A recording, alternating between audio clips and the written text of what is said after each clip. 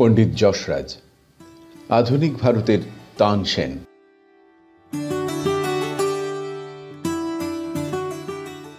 পণ্ডিত যশরাজ যাকে শ্রদ্ধার্ঘ্য নিবেদন করতে গিয়ে দ্য গার্ডিয়ান পত্রিকা লিখেছে, এমন অতুলনীয় প্রতিভা শতাব্দীতে একবারই জন্মায়।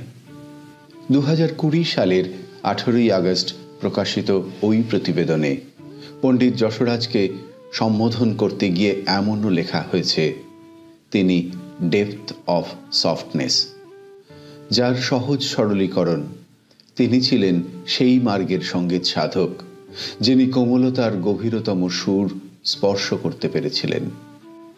পণ্ডিত যশরাজ ভারতের সেই সন্তান যার প্রাপ্তির ঝুলিতে রয়েছে পদ্মশ্রী, পদ্মভূষণ এবং পদ্মবিভূষণ।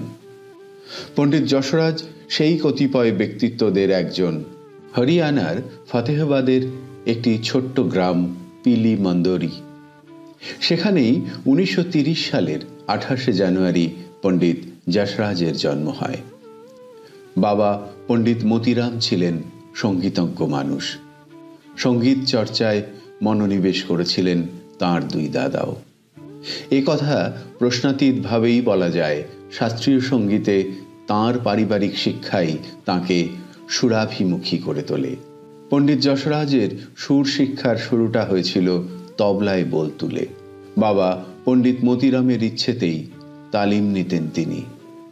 ধ্রুপদী সঙ্গীতে পণ্ডিত যশরাজের হাতেখড়িও করেছেন তার বাবা পণ্ডিত মতিরাম।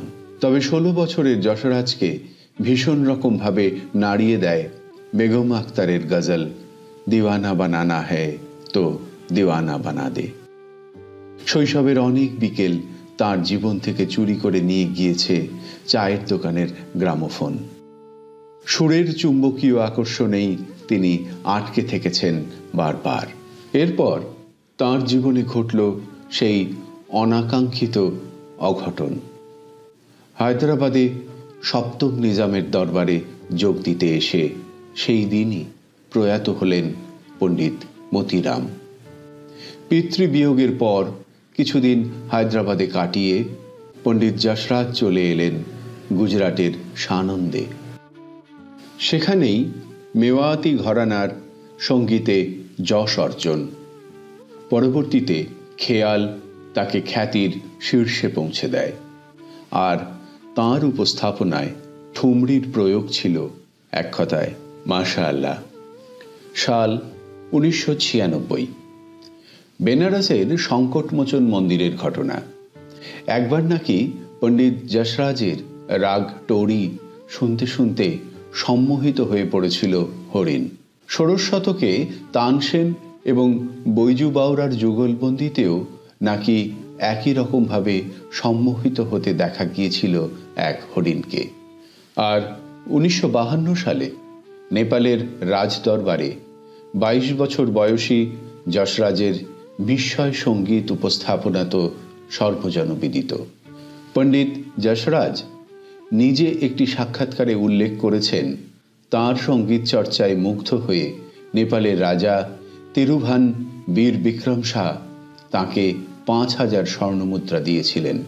যুগলবন্দিতে তাঁর অনবদ্য সৃষ্টি যশরাগ, যেখানে মহিলা এবং পুরুষ ভোকালিস্ট পৃথক পৃথক স্কেলে দুটি ভিন্ন রাগ গাইবেন।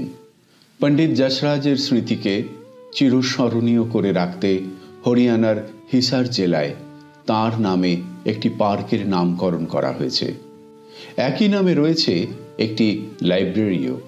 একটি গ্রহ রয়েছে পণ্ডিত যশরাজের নামে।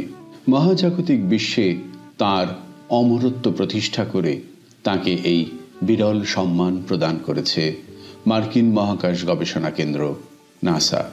সুরমার্গ ধরে ঈশ্বর প্রাপ্তি, এই দর্শনের কথা বলতে গিয়েই পণ্ডিত যশরাজ এক সাক্ষাৎকারে বলেছিলেন, সঙ্গীত সাধনায় চড়াই উতরাই পেরিয়ে এসে আমি সুর লয়েই খুঁজি ঐশ্বরিক মায়াজালকে।